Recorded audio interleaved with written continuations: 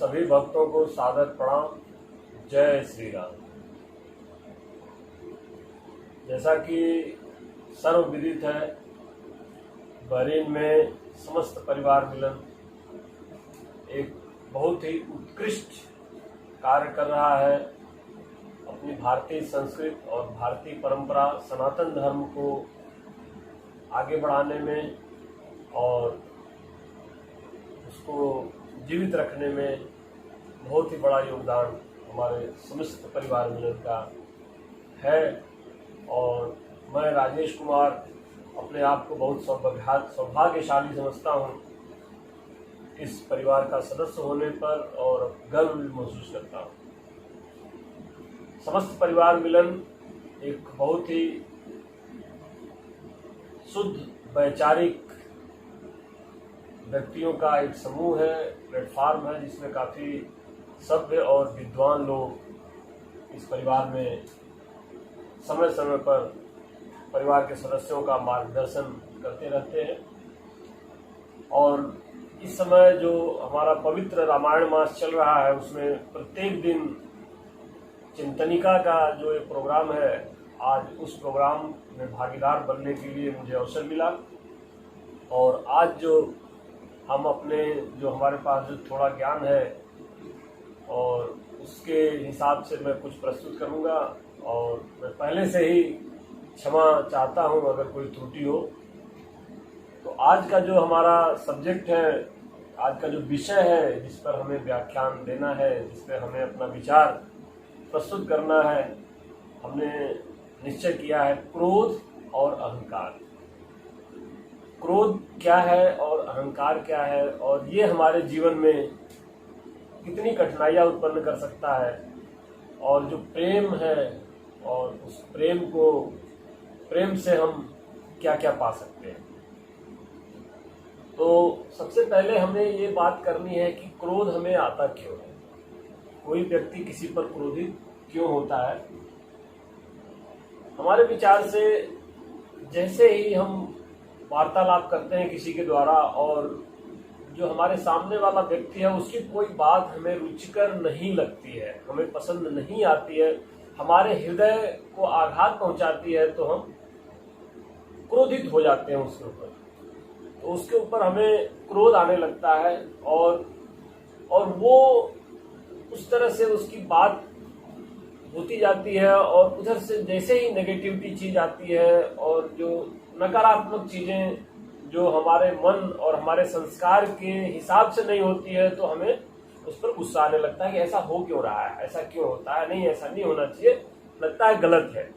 और ये उत्तरोत्तर बढ़ता जाता है, मल्टीप्लाई होता जाता है, और एक स्थिति ऐसी आती है कि दोनों व्यक्ति पूरी तरह से क्रोध में आ जाते हैं, और वो पास होते हुए भी, मीन्स वो नजदीक होते हुए भी इतना चिल्ला के बातें करने लगते हैं कि, और उनका बढ़ जाता है, धड़कन बढ़ जाती है, कांपने लगते हैं।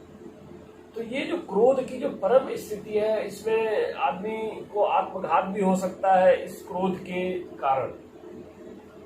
ऐसा होता क्यों है? आदमी सबसे बड़ी यहाँ पे हो सकता है कुछ लोगों को जानकारी हो, लेकिन एक चीज मैं बताऊं कि आदमी चिल्लाता क्यों है। सबसे आश्चर्य की बात है कि वो है नजदीक, लेकिन हम चिल्ला करके बात करते हैं, चिल्लाते रहते हैं और चिल्ला के बात करते हैं। ऐसा क्यों होता है, क्यों चिल्लाते हैं?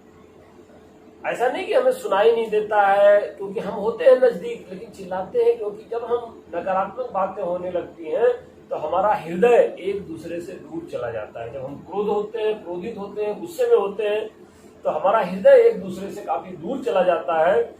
हृदय की उस दूरी को तय करने के लिए हम तेजी में बात करते हैं, तेज आवाज में बात करते हैं, हम यदि गुस्से में हैं। उसी तरह से अगर इसके अपोजिट देखा जाए, इसके उल्टा देखा जाए, अगर हम प्रेम की बात करते हैं, प्रेम से बात करते हैं, आराम से बात करते हैं, तो हम धीरे धीरे बात करते हैं। इवन हम दूर भी हैं थोड़े से, तो भी हम धीरे धीरे बात करते हैं, और वो मधुर बात और हमारे हृदय को अच्छी लगती है, इसलिए हम वो धीमी आवाज में भी उसको सुन सकते हैं। ये जब प्रेम और बढ़ता है तो क्या होता है कि और हम और धीरे धीरे बात करने लगते हैं, और प्रेम बढ़ता है तो हम और धीरे धीरे बात करते हैं, इवन हम फुसफुसा करके भी बात करते हैं और एक दूसरे की बात हम सुन लेते हैं, समझ लेते हैं। लेकिन और जब प्रेम बढ़ता है और नजदीकी बढ़ती है और प्रेम प्रगाढ़ होता है तो हम उस समय बात भी नहीं करते हैं, सिर्फ एक दूसरे को देखते हैं, फिर भी हम एक दूसरे की बातों को समझ लेते हैं। उसके बाद जब और हमारी प्रेम की पराकाष्ठा होती है, हम और प्रेम करने लगते हैं, उसको आत्मसात कर लेते हैं, फिर हम एक दूसरे से बहुत दूर होते हुए भी हम उसके नजदीक पाते हैं। जैसा कि कहा गया है राधा जी का प्रेम कृष्ण के प्रति, राधा जी का ऐसा प्रेम था कृष्ण के प्रति कि वो दूर रहते हुए भी वो उनको अपने पास महसूस करती थी। तो ये हमारी प्रेम की पराकाष्ठा है। तो हम क्रोध में हम क्या गंवा सकते हैं और हम अगर हम प्रेम से हम क्या पा सकते हैं? तो जो वही कहा जाता है कि सबसे भगवान किस चीज के प्यारे हैं? प्रेम के प्यारे हैं। भगवान केवल प्रेम प्यारा, ये कई जगह ये प्रमाण मिलता है कि भगवान को सिर्फ प्रेम ही चाहिए।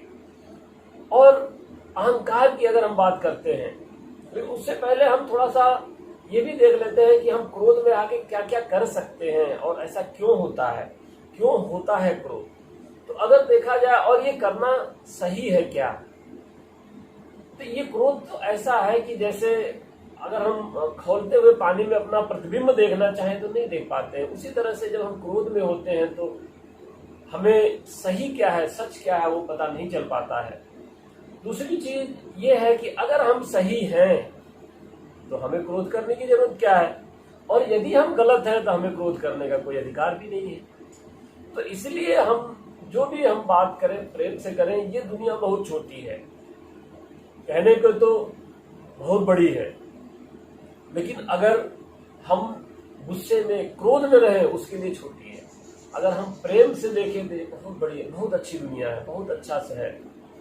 तो दूसरी चीज अहंकार की अगर बात करते हैं हम, अहंकार कैसे पैदा होता है, इसका एक चीज ये मुझे मिला जानकारी, और जहां तक हमारी सोच है कि यदि हम ज्ञानी हैं ये अच्छी बात है, ज्ञानी होना अच्छी बात है, या हम ज्ञानी हैं ये अच्छी बात है, हम पढ़े लिखे हैं ये अच्छी बात है, हम जानते हैं बहुत सारी चीजें ये अच्छी बात है, लेकिन हम ही सब कुछ जानते हैं, हम ही सिर्फ ज्ञानी है या हम ही सिर्फ ज्यादा पढ़े लिखे हैं, ये अहंकार है।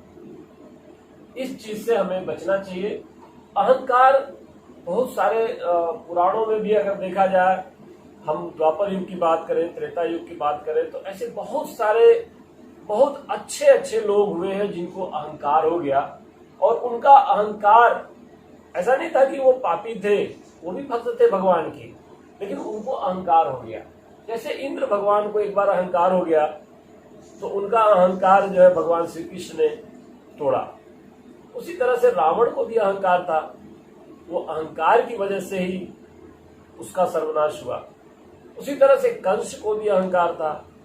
उसी तरह से जो कुछ भक्त लोग थे उनको भी अहंकार हो गया, जैसे अक्रूर जी थे, तो गोकुल से मथुरा जाते समय श्री कृष्ण भगवान ने उनका भी अहंकार तोड़ा। हालांकि उनके अहंकार से वो प्रसन्न हुए, क्योंकि उनको जो उनके काम के प्रति जो उनकी निष्ठा थी बहुत ही जबरदस्त थी। और उस समय उन्होंने समुद्र में जब वो स्नान कर रहे थे उस समय उन्होंने अहंकार तोड़ा। तो इस तरह से हम इस कहानी के डिटेल में नहीं जाएंगे, लेकिन भगवान ने देखा अपने भक्तों का भी और जो दुष्ट प्रकार के लोग थे उनका भी अहंकार भंग किया है। तो इस तरह की हम बात करें तो इस तरह की हमें चीजों से बचना चाहिए और प्रभु में भक्ति हमारी बनी रहे। और जैसे हमने कहा कि भगवान केवल प्रेम प्यारा, सो हम वो प्रेम के ही बस में हैं। हम प्रेम से भगवान को और मनुष्य को किसी को भी हम बस में कर सकते हैं। और एक चीज और मैं बताऊं, यहाँ पे कोई परमानेंट नहीं है, काफी सारी चीजें यहाँ पे कोई भी परमानेंट नहीं है। जो भी है ये अंतिम सत्य है कि उसे एक दिन जाना ही है। तो भक्तजनों एक चीज ये गांठ मान लीजिए कि यहाँ पर जो भी हम आज कमा रहे हैं, जो भी जो भी चीजें कर रहे हैं, जो भी सारी चीजें बना रहे हैं, जो सोच रहे हैं हमारा है, ये हमारा है, ये हमारा, हमारे में लगे रहते हैं। यहाँ पर कोई चीज परमानेंट नहीं है। एक छोटा सा बहुत ही प्रैक्टिकल भजन है जो कि हम आप लोग के साथ शेयर करेंगे, आप लोग के साथ साझा करेंगे, और इसके लाइन को हमें ध्यान में देना है। और ये हमारे एक बहुत ही फेवरेट कथावाचक है, उनका ये भजन है। आप लोगों ने शायद सुना हो, तो एक बार जो सुने हो वो लोग फिर से आनंद लें, और जो नहीं सुने हो वो भी आनंद लें। तो पेश है भोजन। जगत में कोई न परमानेंट, जगत में कोई न परमानेंट, यहाँ कुछ भी परमानेंट नहीं है। तेल चमेली चंदन साबुन, तेल चमेली चंदन साबुन, चाहे लगा लो सेंट, जगत में कोई न परमानेंट, जगत में कोई न परमानेंट। आवागमन बढ़ी दुनिया में, जगत है रेस्टोरेंट रे प्यारे, जगत है रेस्टोरेंट। हम पूरी दुनिया में आ जा सकते हैं आज के डेट में। आवागमन लगी दुनिया में, जगत है रेस्टोरेंट रे प्यारे, जगत है रेस्टोरेंट। अंत समय में उड़ जाएंगे, अंत समय में उड़ जाएंगे, तेरे तंबू टेंट, जगत में कोई न परमानेंट, जगत में जो भी हमारे तंबू टेंट, जो भी हमने अर्जित किया, बनाया जीवन में मेहनत करके, वो एक दिन यही सब छूट जाने वाले हैं। अंत समय में उड़ जाएंगे, तेरे तंबू टेंट, जगत में कोई न परमानेंट। चाहे जहां भी चले जाइए, अगर हरि का नाम मुख में नहीं है तो वो सब जाना बेकार है, व्यर्थ है। हरिद्वार चाहे मथुरा काशी, घूमो दिल्ली कैंटर प्यारे, घूमो दिल्ली कैंट। हरिद्वार और मथुरा काशी, घूमो दिल्ली कैंट। मन में नाम प्रभु का राखो, मन में नाम हरि का राखो, चाहे धोती पहनो या पैंट, जगत में कोई न परमानेंट, जगत में कोई न परमानेंट। चाहे कोई भी हो, राष्ट्रपति या जर्नल कर्नल, चाहे हो लेफ्टिनेंट रे प्यारे, चाहे हो लेफ्टिनेंट। किसी भी हो, कोई भी, चाहे कितना वो बड़ा पोस्ट पे हो, सबका हश्र एक दिन वही होने वाला है। राष्ट्रपति या जर्नल कर्नल, चाहे हो लेफ्टिनेंट रे प्यारे, चाहे हो लेफ्टिनेंट। ये काल सभी को खा जाएगा, काल सभी को खा जाएगा, लेडीज हो या जेंट्स, जगत में कोई न परमानेंट, जगत में कोई न परमानेंट।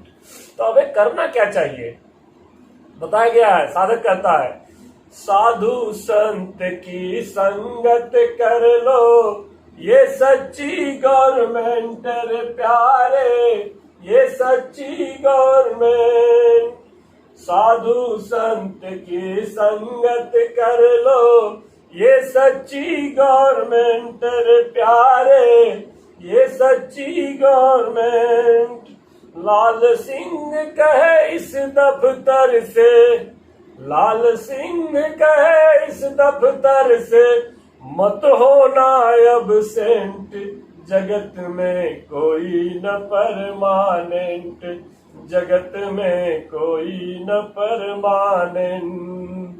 तेल चमेली चंदन साबुन, तेल चमेली चंदन साबुन चाहे लगा लो सेंट, जगत में कोई न परमानेंट, जगत में कोई न परमानेंट।